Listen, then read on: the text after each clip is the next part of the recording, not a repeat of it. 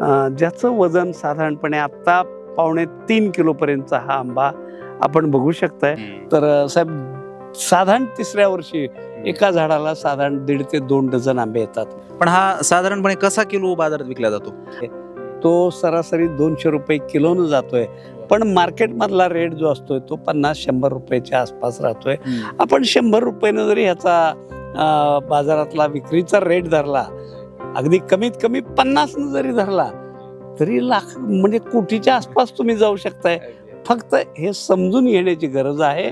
सर्वांना प्रेमपूर्वक नमस्कार मंडळी, सर्वांचं स्वागत आहे आकाशात मास्टर्समध्ये. मंडळी खूप दिवसांनी स्वागत करतो आहे तुमचं आज खरं तर. आणि आज एक विशेष जी आहे ती गोष्ट सुद्धा तुमच्यासाठी घेऊन आलेलो आहे. माझ्यासोबत काका उभे दिसत आहेत तुम्हाला. सध्या महाराष्ट्रामध्ये जो आंबा धुमाकूळ घालतोय शरद आंबा, तो अक्षरशः 3-3 किलोपर्यंत सुद्धा जातो आहे, असं त्याचं सगळं ह्या गोष्टी आहेत. तर आता आपल्याला सर्वप्रथम काकांनी त्या आंब्याचा प्रयोग केलेला आहे, या थोडा अलीकडे. तर आपण त्यांना विचारूया कशा कशा प्रकारे ह्या सगळ्या गोष्टी ज्या आहेत त्यांनी केलेल्या आहे. काका सर्वप्रथम नाव आणि परिचय द्या थोडासा.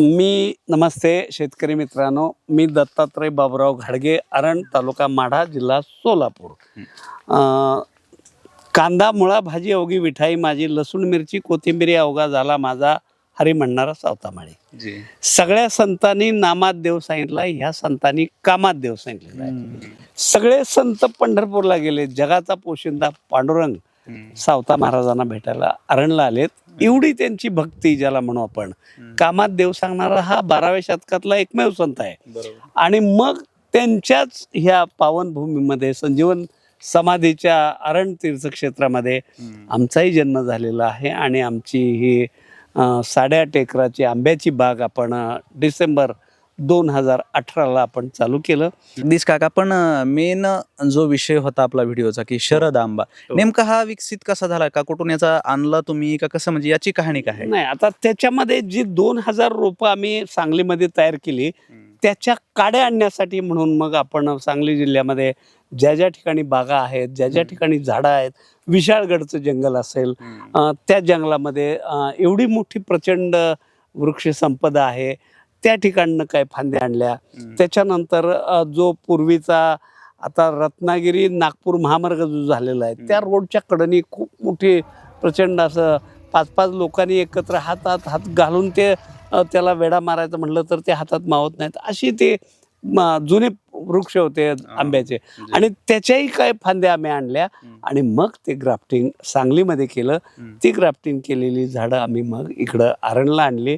आईला तिथं करमत नव्हतं, मग तिच्यासाठी म्हणून आम्ही 50 वर्ष सांगलीमध्ये सामाजिक क्षेत्रात, राजकीय क्षेत्रात काम केलेलं आहे, सांस्कृतिक क्षेत्रात काम केलेलं आहे. तर मग तिथून आम्ही आरणला आलो आईसाठी. आणि मग सुरुवातीला ही आमची वडिलोपार्जित जागा आहे.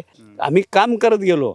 3ऱ्या वर्षी ज्या वेळेला आपण आंबा त्या झाडाला लागला आणि मग बघितलं तर अरे बापरे, हा एक भोपळा आहे, एक वाघ आहे, हे कारला आहे, हे वेगवेगळे व्हरायटी ज्या आहेत. बरं, आपण एक सामान्य शेतकरी कुटुंबातला, आपण काय BSc नाही किंवा MSc नाही किंवा ॲग्रिकल्चरचा आमचा काही संबंध नाही. एक शेतकऱ्यांचा मुलगा म्हणून आपण जे काही काम केलं ते समोर आलं. आणि मग पहिल्यांदा 2023 मध्ये साधारणपणे 15 मे 2023ला आम्ही सोलापूरमध्ये आंबा महोत्सव भरवला. आणि त्या आंबा महोत्सव मध्ये आमचे हे आंबे मी घेऊन गेलो. शेतकऱ्यांना पिकवता येत आहे, विकता येत नाही. पहिल्यांदा माझा प्रयोग मी विकायचा केला. शेतकरी ते ग्राहक ही संकल्पना आपण 2023ला पहिल्यांदा आपण सुरू केली.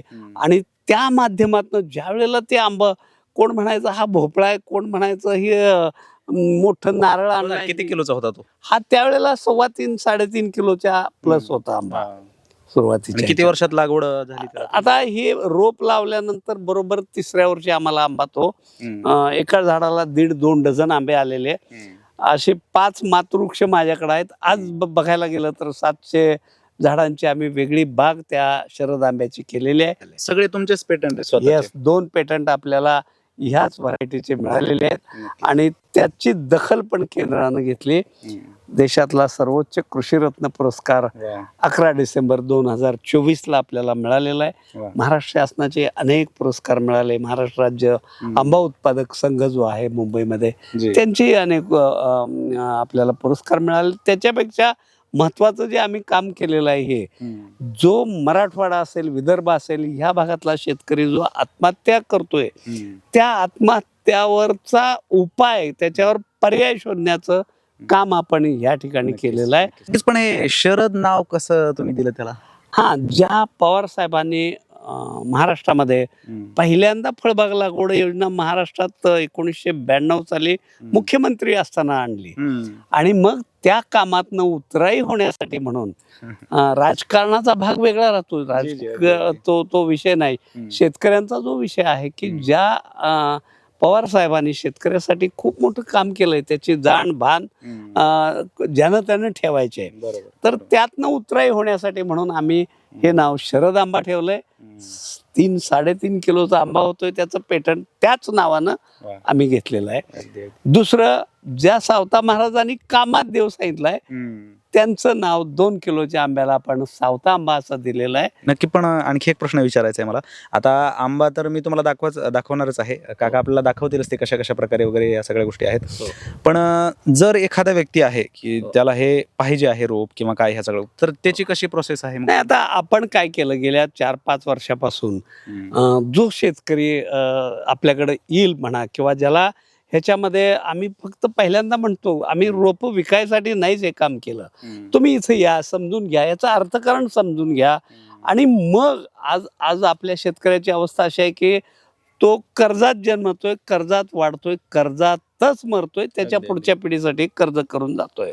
आणि मग हे कुठंतरी थांबलं पाहिजे. या हेतूनं आपलं जे हे आता ज्याला म्हणू आपण आंब्याच्या बागेतलं उत्पन्न जर म्हणलं तर साहेब, साधारण 3ऱ्या वर्षी एका झाडाला साधारण 1.5 ते 2 डझन आंबे येतात. 3 किलोचा 3ऱ्या वर्षी. कुठलंही झाड घ्या, आमच्यातलं शरद घ्या, सावता घ्या, केशर घ्या, जम्बो केशर घ्या, नीलम घ्या, रत्ना घ्या, सिंधू घ्या, खूप व्हरायटी आहेत, 18-20 व्हरायटी आपल्याकडे आहेत. तर त्या ह्याच्यामध्ये जर समजा आपण पहिल्या वर्षी आपण रोप 1 वर्षाचं देतो शेतकऱ्यांना, त्याची लागण कशी करायची हेही त्यांना सांगतो, मार्गदर्शन करताना पाण्याचं नियोजन कसं असेल, खत व्यवस्थापन कसं असेल, कीड व्यवस्थापन कसं असेल, ह्या सगळ्या गोष्टीचं आपण मार्गदर्शन तेही मोफत करतो. त्यामुळं कुठंही अडचण नाही. नक्कीच. आता मला वाटतं की प्रेक्षकांना आपण बोलत तर आहोतच मगापासून, पण थोडासा आता तो आंबाही आम्हाला दाखवा, जेणेकरून जे आहे ते लोकांना त्याच्यावर विश्वास बसेल आणि लोक आणखी कनेक्ट होतील आपल्याशी. चला, धन्यवाद. चला. हा, आज जो आपण आपल्या ह्या बागेत आलोय हा शरद आंबा आहे, ज्याचं वजन साधारणपणे आत्ता 2.25 किलोपर्यंतचा हा आंबा आपण बघू शकताय.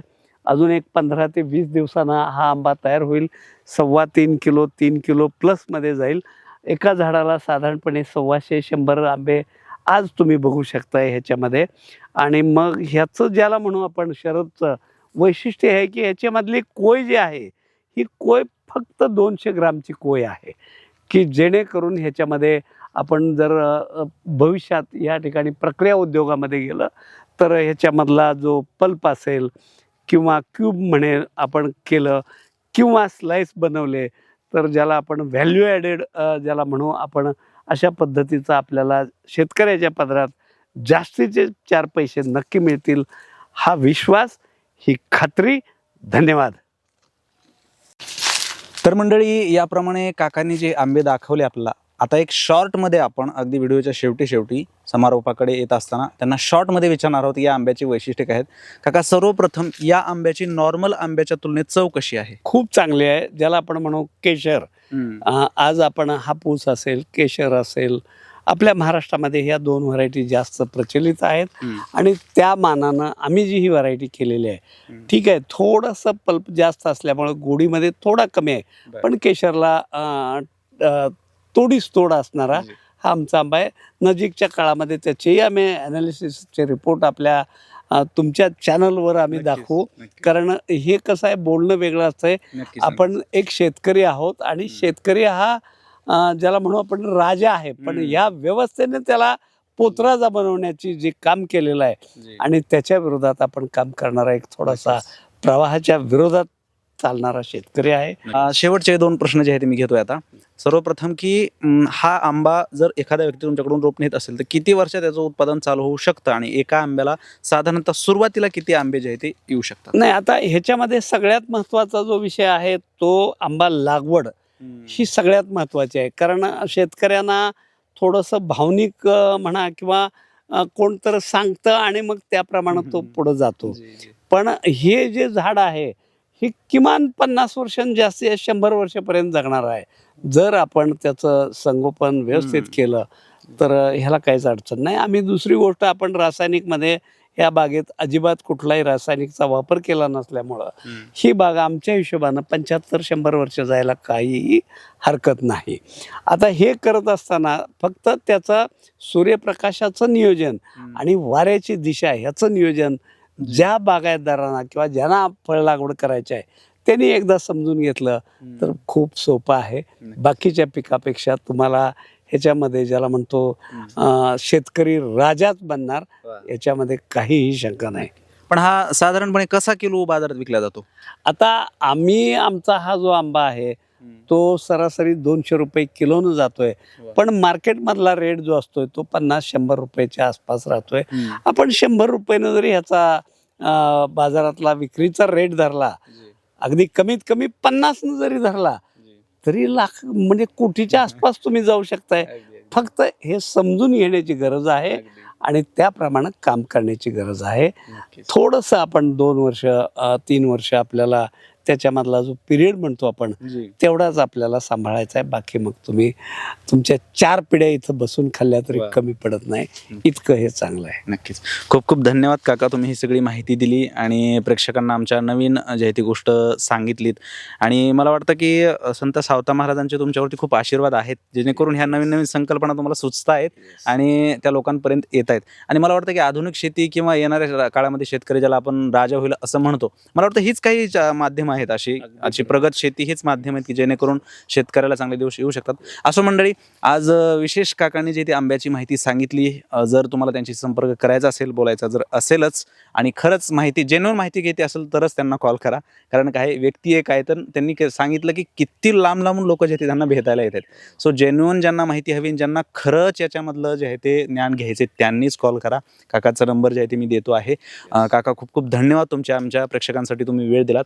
मी अपेक्षा करतो की उद्याही जर भविष्यात आम्ही वेळ मागितला ना, आम्हाला ह्या सगळ्या व्हरायटीची माहिती आम्ही विचारली तर आपण एक डिटेल अर्ध्या तासाची सिरीजच याच्यावरती बनवूया. नक्कीच. खूप खूप धन्यवाद. रामकृष्ण हरी.